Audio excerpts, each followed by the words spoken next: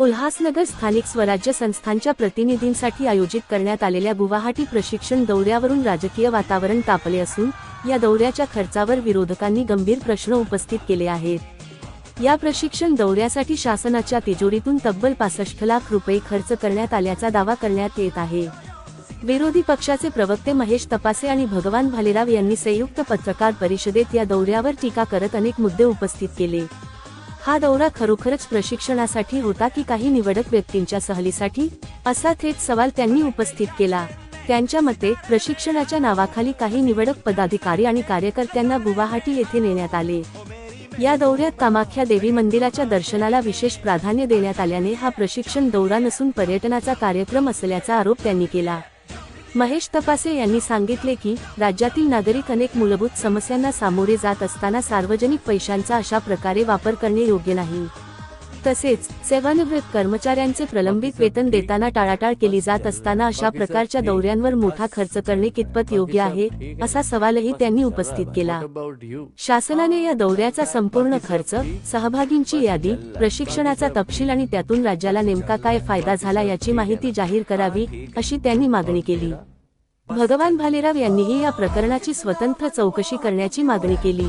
जनतेच्या करातून जमा झालेल्या निधीचा वापर पारदर्शक पद्धतीने झाला पाहिजे, त्यामुळे या दौऱ्याशी संबंधित सर्व आर्थिक व्यवहार सार्वजनिक करण्यात यावेत, असे त्यांनी म्हटले।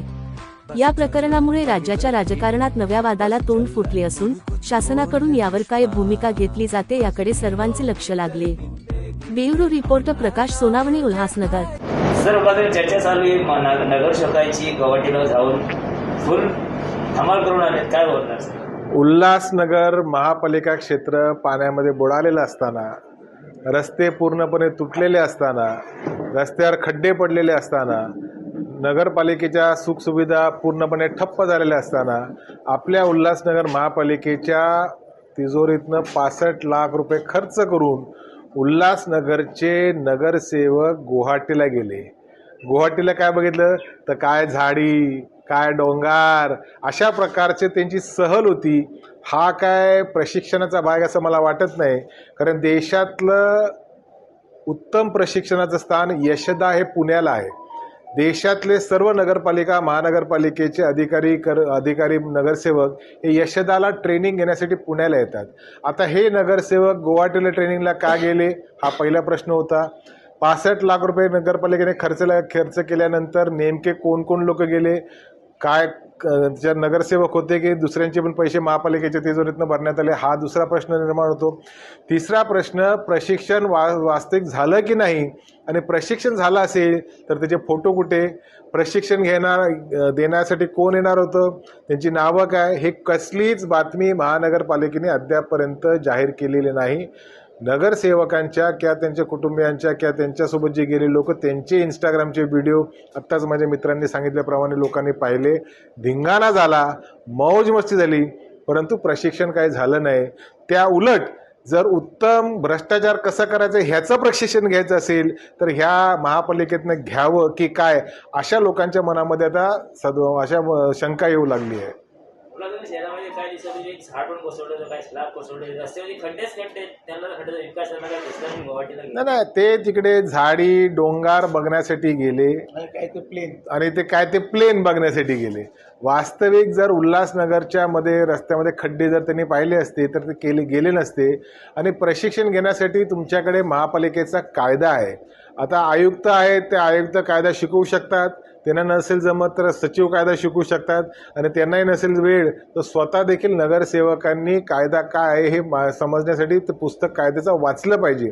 परंतु सरकारी तिजोरीवर डल्ला कसा मारायचा, महापालिकेच्या तिजोरीवर डल्ला कसा मारायचे, एकेकांचे कॅबिन जर बघितले तर 15-15, 20-20, 25-25 लाख रुपये खर्च करून रेनोव्हेशन केले, आणि ही महापालिकेची इमारत तुटायला आलेली आहे। अशा परिस्थितीमध्ये देखील महापालिकेच्या तिजोरीवर भर पडते, हे दुर्दैवी बाब आहे। आता नव्याने काय सांगाल, शहरामध्ये चर्चा चालू आहे, आपले सर्व स्थानिक नगरसेवक गुवाहाटीला गेले होते, त्यांचे व्हिडिओ व्हायरल झाले, काय विषय बोलणार? उल्हासनगर महानगरपालिका ही 78 नगरसेवकांची महानगरपालिका आहे। त्यापैकी 76 नगरसेवक हे कार्यरत, 2 नगरसेवक डिस्क्वालिफाय। गुवाहाटी इथे शिबिरासाठी गेलेल्या नगरसेवकाची संख्या मला वाटतं 30 ते 35च्या दरम्यान होती। जरी नावं नोंदवली असतील 60-65 लोकांनी, तरी पण जाण्याची संख्या ही 30 ते 32 लोकसंख्या होती. प्रत्यक्षात तुम्ही प्लेनमधलं त्यांचा व्हिडिओ बघितला असेल तर असं वाटत नाही ही लोकं प्रशिक्षणाला गेली असतील. ही लोकं एन्जॉय करायला गेली होती पिकनिक स्पॉटसाठी. आणि आजकाल कामाख्या गेली 5-6 वर्षापासून फार फेमस क्षेत्र झालेलं आहे. त्यामुळे या लोकांनी त्या क्षेत्राचीच निवड केली आणि तिथे ते लोक गेले. तिथे तुम्ही प्रशिक्षण ऑलरेडी तिथं झालंच नाही, कारण तिथं भाड आलेलं आहे. मुळे तिथं फार पावसाची स्थिती असल्यामुळे जवळजवळ 65 लाख लोक विस्थापित झालेली आहेत. आणि असे असताना तिथं जवळजवळ 100च्या आसपास लोक मृत्युमुखी पडल्या. तिथे यांचं प्रशिक्षण कोणत्या पद्धतीने झालं असेल? यांनी 4 दिवस तिथं एन्जॉय केली, पिकनिक स्पॉट केले, व्हिडिओ काढले, वेगळ्या वेगळ्या हॉटेल्समध्ये रूममधून बाहेर पॅसेजमध्ये यांचे डॅन्सचे व्हिडिओ आलेत बाहेर. आणि यांनीच इंस्टाग्रामवर टाकलेले आहेत, का आम्ही लोकांनी कोणी टाकलेलं नाही, यांनीच टाकलेले. एकीकडे इकडे उल्हासनगरमध्ये 22 जुलै आणि 26 जुलैच्या दरम्यान मोठ्या प्रमाणात पाऊस पडला. अनेक वित्तीय हानी या महानगरपालिकेमध्ये झाली. पाणी लोकांच्या घरात शिरलं. मोठ्या प्रमाणामध्ये वित्तीय हानी असूनसुद्धा नगरसेवक आपल्या आपल्या प्रभागात हजर राहणं अत्यावश्यक असताना हे लोक पिकनिकच्या नावाखाली, प्रशिक्षणाच्या नावाखाली पिकनिक करण्यासाठी गुवाहाटीला गेले. इथे रस्त्याची समस्या आहे, इथे खड्डे मोठ्या प्रमाणात आहे, इथे आरोग्याची समस्या आहे, इथे लाईटची समस्या आहे.